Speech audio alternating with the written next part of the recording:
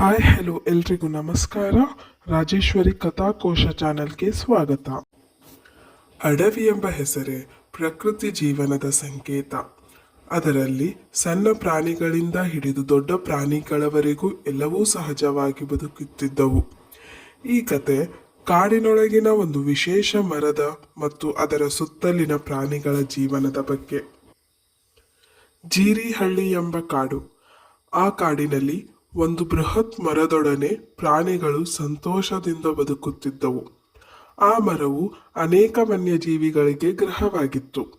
ಅದರ ದೊಡ್ಡ ಶಾಖೆಗಳು ಪಕ್ಷಿಗಳಿಗೆ ಗೂಡಾಗಿದ್ದವು. ಅದರ ದಪ್ಪ ಬುಡವು ನಾಯಿಗಳಿಗೂ ಹುಲಿಗಳಿಗೂ ವಿಶ್ರಾಂತಿಯ ಸ್ಥಳವಾಗಿತ್ತು. ಕಾಡು ಸಾಂದ್ರವಾಗಿದ್ದು ಯಾವಾಗಲೂ ಹಸಿರಾಗಿತ್ತು. ಆದರೆ ಒಂದು ದಿನ ಕಾಡಿನ ಶಾಂತಿ ಹಾಳಾಯಿತು. ಒಂದು ದೊಡ್ಡ ಫ್ಯಾಕ್ಟರಿಯನ್ನು ನಿರ್ಮಿಸಲು ಅರಣ್ಯ ಕಟಾವಿನ ಆದೇಶ ಬಂದಿತ್ತು. ಈ ಸುದ್ದಿಯನ್ನು ಪಕ್ಕರಿಸಿದ ಕಾಗೆಯೊಂದು, ನಮಗೆ ಅಷ್ಟು ಬಡವಿಕೆಯೇ ಇಲ್ಲ, ಆದರೆ ನಮ್ಮ ಗೃಹವನ್ನು ಕಳೆದುಕೊಳ್ಳುವ ಹೊಡೆತ ಬರುವುದು ಹೇಗೆ ತಡೆದುಕೊಳ್ಳುವುದು ಎಂದು ಚಿಂತೆ ಮಾಡಿತು. ಆ ಸಂದರ್ಭದಲ್ಲಿ ಮರದ ಬುಡದಲ್ಲಿ ಹಾವು ಒಮ್ಮೆ ಮಾತನಾಡಿತು. ನಾವು ಎಲ್ಲರೂ ಒಟ್ಟಾಗಿ ಇದ್ದರೆ ಮಾತ್ರ ಈ ಸಮಸ್ಯೆ ಪರಿಹಾರವಾಗಬಹುದು. ನಾವು ಕಾಡಿನ ದೇವತೆಗಳಿಗೆ ಮನವಿ ಮಾಡೋಣ. ಎಲ್ಲ ಪ್ರಾಣಿಗಳಿಗೂ ಹಾವಿನ ಮಾತಿಗೆ ಒಪ್ಪಿಕೊಂಡವು. ಆ ದಿನ ರಾತ್ರಿ ದೊಡ್ಡ ಮರದ ಸುತ್ತ ತುಂಬ ವಿಶೇಷ ಸಭೆ ನಡೆಯಿತು. ಕೋತಿಗಳು, ಹಸುರು ಹಕ್ಕಿಗಳು, ಚಿಟ್ಟೆಗಳು, ಮುತ್ತಾಗೆ ಮತ್ತು ಸಿಂಹ ಎಲ್ಲರೂ ತಮ್ಮದೇ ಆದ ಶಕ್ತಿ ಮತ್ತು ಬುದ್ಧಿಯನ್ನು ಹಂಚಿಕೊಂಡರು. ಆಗ ಕೋತಿಗಳು ಹೇಳಿದವು, ನಾವು ಮಾನವರ ಯೋಜನೆಯನ್ನು ಅರ್ಥ ಮಾಡಲು ವೇಷಧಾರಿಗಳು ಆಗೋಣ ಎಂದವು. ಮರುದಿನದಿಂದ ಪ್ರಾಣಿಗಳು ಮಾನವರ ಚಲನೆಗಳನ್ನು ಗಮನಿಸಲು ಪ್ರಾರಂಭಿಸಿದವು. ಜನರು ಅರಣ್ಯಕ್ಕೆ ಬಂದಾಗ ಪ್ರಾಣಿಗಳು ಒಂದು ಬಲಹೀನತೆ ಹುಡುಕಿದವು. ಅದರಲ್ಲಿ ಒಂದು ಹಸಿರು ಹಕ್ಕಿ, ನಾವು ಅವರ ಯೋಜನೆಗಳನ್ನು ಹಾಳು ಮಾಡಲು ಪವಿತ್ರ ಮರವನ್ನು ಬಳಸಿ ಒಂದು ಪ್ರಪಂಚದ ಜಾಲ ಹಾಕೋಣ ಎಂದಿತು.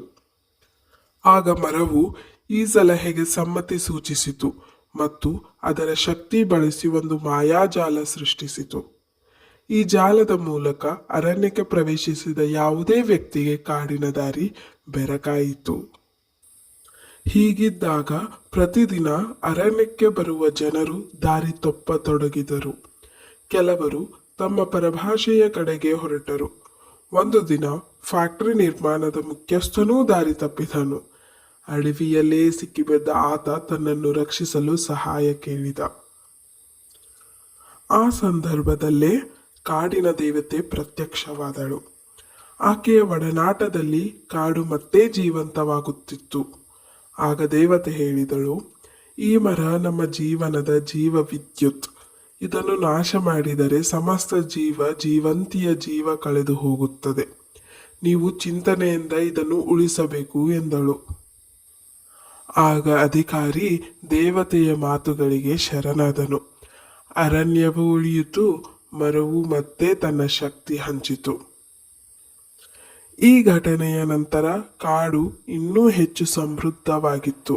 ಪ್ರಾಣಿಗಳು ಸಂತೋಷದಿಂದ ಬದುಕುತ್ತಿದ್ದವು.